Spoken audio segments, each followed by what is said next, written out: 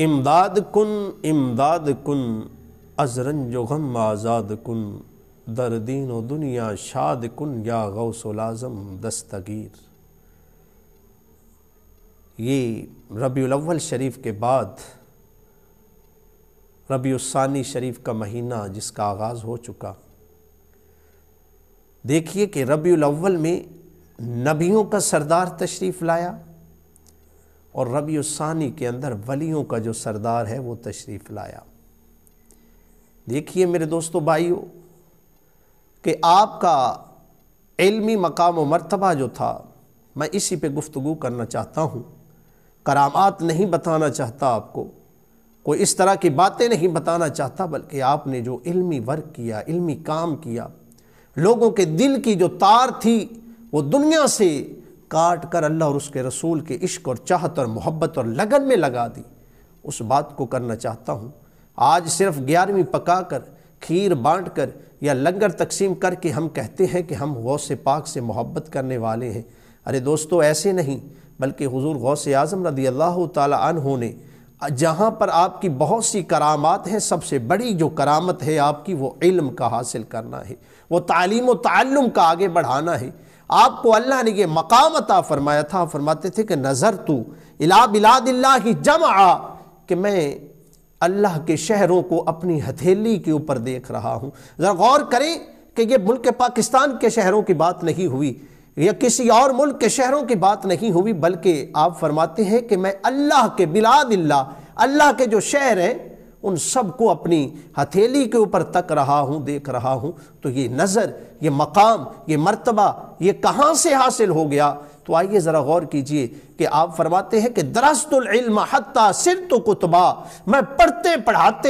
پڑھاتے یہاں تک کہ میں کتب بن گیا، یہ مقام مجھے حاصل ہو گیا۔ میرے دوستو بھائیو ذرا غور کریں، ذرا توجہ کریں کہ یہ آپ کو مقام و مرتبہ اگر ملا ہے تو وہ علم کی بنیاد پر ملا ہے۔ اگر مقام و مرتبہ ملا ہے تو صرف اور صرف آج بھی جو پیر ہیں، آج بھی جو اس گدیوں کے جو وارث ہیں، ان سے میں مخاطب ہو کر کہتا ہوں کہ آج بھی حضور غوث اعظم رضی اللہ تعالی عنہ جیسا واعظ فرماؤ۔ آج بھی لوگوں کے آپ کا واعظ سن کر، آپ کی نصیحت سن کر، جیسے ان کے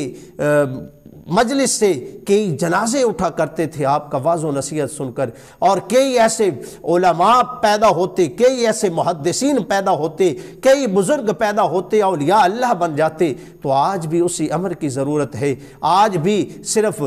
کرامات پہ نہ رہ جائیے، آج بھی صرف کرامات کو نہ دیکھتے رہیے، بلکہ حضور صلی اللہ علیہ وسلم کا جو انما بعثت معلما فرمایا کہ مجھے معلم بنا کر بھیجا گیا، مجھے اس لیے مبعوث کیا گیا، تو آپ کی نقش قدم پہ چلتے ہوئے حضور غوث اعظم رضی اللہ تعالیٰ عنہ نے بھی اسی تبلیغ کو، واعظ و نصیحت کو آگے لے کر چلے، اور اسی طرح سے ان کو اتنا مقام و مرتبہ حاصل ہو گیا۔ تو آج مجھے اور آپ کو بھی چاہیے کہ ہم اگر حضور غوث اعظم سے محبت کرنے والے ہیں، ان سے چاہت رکھنے والے ہیں، ان سے پیار کرنے والے ہیں، تو ان کی تعلیمات پر عمل کرتے ہوئے ان کی تعلیمات کو آگے پہنچائیں، آگے پھیلائیں، اور اللہ اور اس کے رسول کی محبت جیسے آپ نے دلوں کے اندر گزین کی تھی اسی طرح سے ہم بھی پھیلانے کی کوشش کریں۔ آج میرے دوستو بھائیو 11ویں کا چندہ اور یہ ہم کھانا پینا کھا کر سائیڈ پہ ہو جاتے ہیں، لیکن ہم اور بھی یہ باتیں واضح طور پر ہم بتایا کرتے ہیں آپ کی کرامات میں سے کہ آپ نے چوروں کو بھی فلاں بنا دیا، اور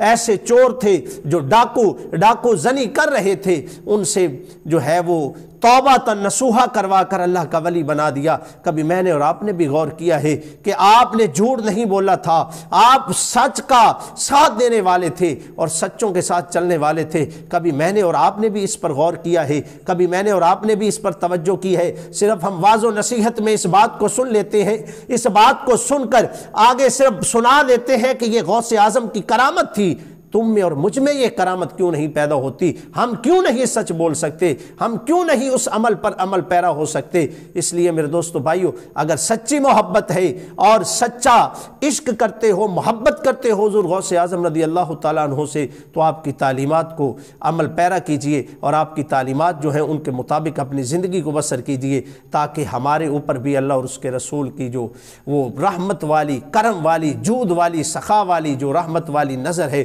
وہ وہ اللہ حضور غوث اعظم رضی اللہ تعالیٰ عنہ کے توسل سے اور صدقے سے ہمارے گناہگاروں کے اوپر بھی فرمائے، اور حضور غوث اعظم کی محبت کے صدقہ سے اللہ ہمیں دین و دنیا کی برکتیں اور بھلائیاں نصیب فرمائے، اور مجھے اور آپ کو عمل کی توفیق نصیب فرمائے۔